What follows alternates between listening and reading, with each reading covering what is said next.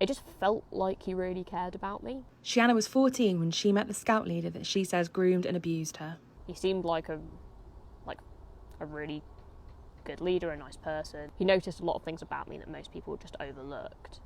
He started off small, like he'd hold my hand.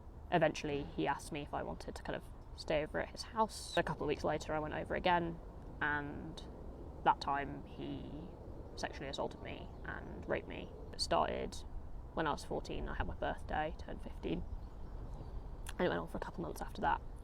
It was when I was about the same age he was when he started abusing me that I think I started to really question what had happened. I didn't want to know that he was still working with kids and I hadn't said anything. So I reported him. Police got involved, he got arrested, and then they were kind of investigating him. He was on bail. They released him from bail, and then a week after that he killed himself.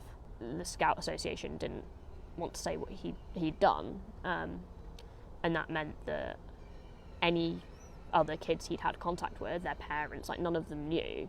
They all thought it was like a really tragic death of a relatively young man.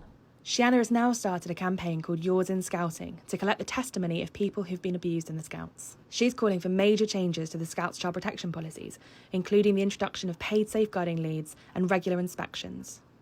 The Scout Association told the BBC, "Any form of abuse is abhorrent, and we're sorry for Sheanna's terrible experiences. In the UK, almost 500,000 young people enjoy Scouts every week, and nothing is more important than their safety. We have robust safeguarding policies, training and procedures in place. These are now reviewed every other year by the NSPCC."